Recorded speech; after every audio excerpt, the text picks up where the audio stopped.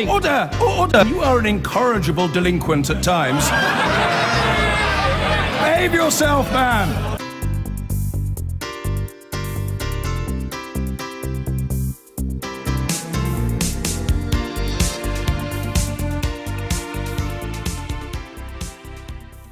Let's have a look through this morning's Sunday papers. With me to review the papers, three guests who you've already seen, but to the front pages, the Mail on Sunday, very excited still about Google, particularly YouTube videos. And we've got the Sunday Mirror. We've got Tom Jones talking about his bereavement. The Observer, worried about Brexit too, this time how the NHS is going to cope in terms of staffing. The Sunday Express, Brexit too, this time, excited about the possible return of the old blue passports. And in the Sunday Times, revealed rich peers paid for doing nothing. Apparently millionaire peers claiming up to £40,000 a year, according to a Sunday Times investigation, for doing not very much at all. Right, let's get to the papers. Matt first, what have you got? Well, we should probably start with Gibraltar. There we were thinking that Brexit meant we only had to worry about possibly losing Scotland and Northern Ireland. Everyone seems to have forgotten about Gibraltar. It's a story in lots of the papers today. This is the Sunday Times version. They report that Fabian Picardo, who you'll be speaking to later on, the Chief Minister of Gibraltar, wanted Gibraltar to be specifically mentioned in Theresa May's letter that she sent this week. It wasn't. On top of that, there's a suggestion that Spain has lobbied to get a veto on any future trade deal that is done between the EU and the UK. And it seems like a pretty big problem. There's a minister quoted in the Sunday Times saying that Gibraltar might be pivotal now when it wasn't before. So it's just another part in this sort of 4D jigsaw puzzle that the government is trying to negotiate. Boris Johnson says the UK remains rock-like in support for Gibraltar, which is at least a pun, if nothing else. Miriam, what have you got in the papers? You've got some Spanish reaction to all of this. Yes, I do, and I think that it's quite interesting to see how differently this is treated in a Spanish newspaper and in British newspapers. There is actually a really good interview of the Foreign Affairs Spanish minister in El País. Incidentally, only page 19 of El País. Big story. and really being quite conciliatory, talking about the fact that it's better not to talk about vetoes, that he certainly doesn't have an intention to close the fence, which is one of the key issues, obviously, in Gibraltar. So very, very different mood to what we are seeing in the British media. Do Spaniards care much about Gibraltar? Well, I think that, listen, there is obviously a territorial dispute. I personally think that all this, we need to lower the temperature, both in the UK and in the EU, where there is on Gibraltar, where there is on security, whatever it is. But the fact is that what the Spaniards, and it's always a fact that on any story there are always two sides, certainly in the EU.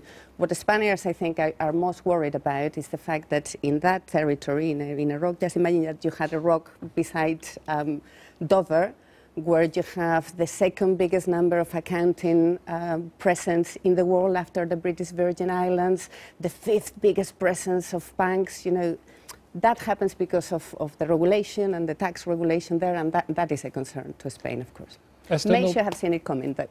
Esther, Norman Tebbit writing about this in the Telegraph. Yeah, in his usual sort of crisp clarity, shall we say here, but what he's saying is Gibraltar has got much greater importance beyond the EU, and he talks about actually how it was settled in a treaty 300 years ago, very complex series of provisions governing the frontiers, not only in Europe, but also in America, and actually this was a post really to protect Europe, whether it was from the invasion of the Germans, and actually it will no doubt do the same thing should anything happen with Russia. So he's saying, don't be using this as some sort of barter or tool. It should not be on the table at all. It's nothing to do with it. You've got to then look at NATO, look at America's sort of say on that. He said, really, Spain there is playing with fire, and should we go into negotiations saying, let's sort of help Catalan independence and maybe take that as an important issue through to the United Nations, we can both play games. Let's not do that. that this isn't a colony, it's actually overseas British territory, and let's leave it that way. So this should not be on the table. Well, I suspect this will come up in our conversations with the Chief Minister and the Defence Secretary in a while. Matt, you've got a story about a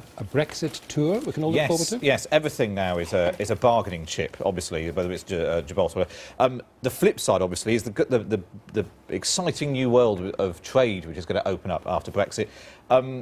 This is the Sun on Sunday have mocked up Theresa May, Philip Hammond, and this is where the sort of Top Gear Grand Tour Photoshop sort of slightly falls down, because Liam Fox is done up as Jeremy Clarkson. They are embarking this week. Parliament is on recess, but all these senior ministers are embarking this week on a sort of trade blitz. Theresa May's going to the Gulf, and Liam Fox is touring a whole load of places: Manila, Jakarta, Dubai, Oman, trying to drum up this interest. Now that Article 50 has been triggered, we can start having those tentative new conversations with countries because there's been a lot of talk this week about securing the exact same benefits that we got from the EU before. This is where we're supposed to get extra benefits that we couldn't enjoy afterwards. Esther, Ed Miliband, who's going to be on the programme a bit later, he's writing about Brexit in The Observer. He is indeed, and it's very much saying we've voted for leave and we've now get on with it. And then there's very much a but. So he's written it along with Hilary Benn there. And so I kind of thought, since it was very much a but, have we moved on from the fact that he understands that we've voted to leave? And I thought, well, what have you written the piece for?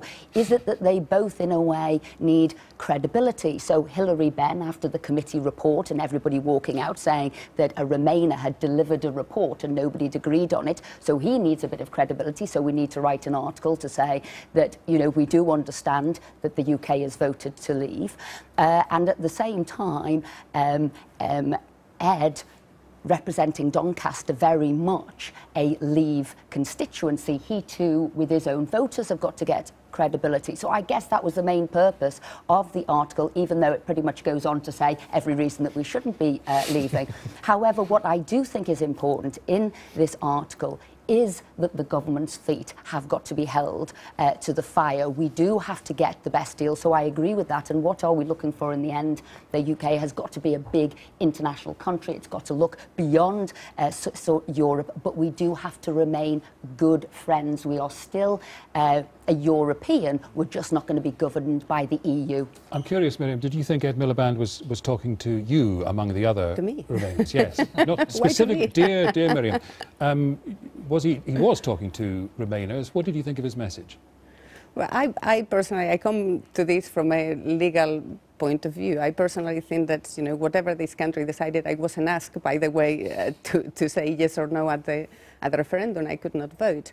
But my point of view is, wherever you are, you need to do things with competence. And it beggars belief that 9 months from the referendum, we are still having an issue with the tone. No? I think that that's the very first thing that this country and Europe need to sort out. In The Observer, you've got a story about security, Miriam. Exactly, precisely about this. This is George Robertson, the ex-Secretary General of NATO, having a go at the Article 50 letter, saying that threat about security that was mentioned 11 times together with trade, that was an inappropriate threat. He puts it in very strong terms. He says that the letter was clumsily put together. And I think that beyond all that, the general message of we cannot play with fire. There are some things that are really, truly important, and it cannot be that we make everything conditional in these important areas to trade. I think that it is a good message, and at the end of the day, where we should be. No, let's focus on the important things. Matt, what else have you got? Let's talk about. Well, I was quite shocked by the Sunday Times front page, which you just read out, about the peers doing nothing. I think one of the interesting things, which we will see as the great repeal bill, the great copy and paste job happens, all the EU laws get repatriated, the role of the House of Lords, there'll be much more scrutiny on that. And as we've seen, the Labour Party, the Labour messages coming from Hilary Benn and Ed Miliband, not front benchers. The Labour Party in the Commons, it isn't really up to the job. So I think if the Lords start mucking about with it, as the Brexiteers might see it, I think there'll be much more scrutiny on exactly who they are, how much they're being paid to do it, and all that sort of thing. Esther, what else have you found? Although I was trying to get away from all Brexit stories, it does go in with, but I think we can, as we look at the story, take it beyond sort of Brexit, and that was bring back Saturday jobs for teens. And although they're saying this could be what plugs the gap for these jobs, actually, Saturday jobs and work experience is key. Having been the sort of former employment minister, we were having to grapple with the fact that over the last 10 years, less than 50% of young people who would have had a Saturday job, would have had some work experience before they go into a job, no longer have it. So things that you'd call soft skills, but in the end are essential skills, you know, being on time, working in a sort of a working environment, knowing how important it is to be there and be able to work, all of these things we no longer have because people aren't doing Saturday jobs, people aren't working after hours. So really, let's get beyond whether we're plugging a gap. It's actually vital for people to have this work experience before they start a job. Hence, the government had to introduce work experience schemes and sector-based work academies, all of this to plug what teenagers hadn't done. All right, I want to ask you about another Brexit-related story. Matt, in the Express, the possibility of passports that would match your suit. Well, this is hugely exciting news. If you hoped that the Brexit would bring about the return of the Great British Blue Passport, the government apparently is putting it out to tender a contract to produce the new passports. I mean, it's one of those things where I just think there were so many reasons why people might have voted to leave the European Union, perfectly good reasons. If this was the reason you voted to leave, I'm not sure you should be trusted on an aeroplane on your own, going anywhere with a passport anyway. Anyway, Andrew Rosendale is quoted in here saying, having the pink European passport, it's actually maroon, has been a source of humiliation, apparently. Humiliation. Maybe he should get a blue cover and he can put it inside as he goes around the car. Well, you've also got shades of blue on. Are you excited about getting a British passport? Would you want one? Yeah, really interesting to choose because of the colour. All right, look, thanks very much, all of you, for your thoughts on the papers. Welcome back. Let's take a look at what's on the front pages of today's newspapers. The Observer says the government is under pressure to ensure the NHS can recruit enough doctors and nurses after Brexit. The Sunday Express says blue British passports are set to return once we leave the EU. The Sunday Times claims members of the House of Lords are claiming up to £40,000 a year in expenses for doing little or no work. Airports and nuclear power stations have been told to tighten their defences against potential terror threats. That's in the Sunday Telegraph. The Mail on Sunday accuses Google of cashing in on a YouTube video which explains how to stab someone wearing a protective vest. The Sun on Sunday says ex-footballer Adam Johnson is now captain of a team in prison. And I'm joined now in the studio to talk about all these big stories by the entrepreneur Alex de Pledge, political leader writer for the Financial Times Sebastian Payne, and the deputy political editor of the Huffington Post Owen Bennett. Thanks all of you for being here on a Sunday morning. Let's have a look first at this story in the Sunday Express. True Blue Passport reborn. They sound very excited about the thought of having blue passports back. Yeah, and Seb and I have come in different shades of blue today. I know, we're getting on the trend already. Which passport shade you want? Yeah, it's going to cost £500 million, apparently, to turn our passports blue. Now, I think that is an awful... I mean, I could do that. If anyone from the Treasury is watching, I will do that for a £5. Just take the current, cross out European Union and just turn it blue. It's quite easy. If they're watching, you might get the call up. Well, please do.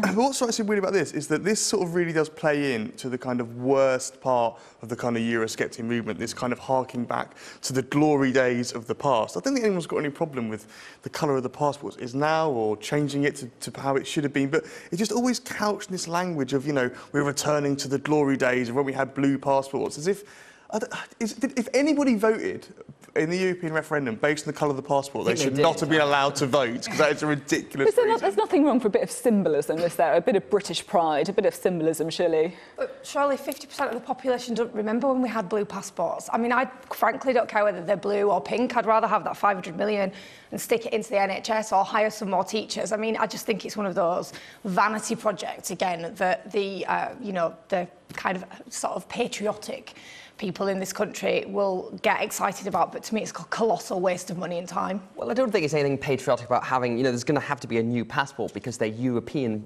EU passports at the moment. Someone who is very excited about this in this story is Vote Leave campaigner Liz Hurley, who says that she found the old passports glamorous and exciting. So I think we can all look forward to that. But it's the thing is, I was hearing from someone there's a good chance that these passports are going to be made sort of in Eastern Europe anyway or something where they're going to be printed. So, you know, this idea that this is a great patriotic moment, I don't think it's going to necessarily work out like that, but I'm sure this will give us many, many more stories in the times ahead while we figure out the trade, the economy and all those other small issues. Let's stick with the Sunday Express, shall we? This idea about the government's manifesto pledge to reduce immigration to the tens of thousands, unachievable apparently, because Britain is addicted to the drug of cheap imported labour. Do you think that's correct, or...?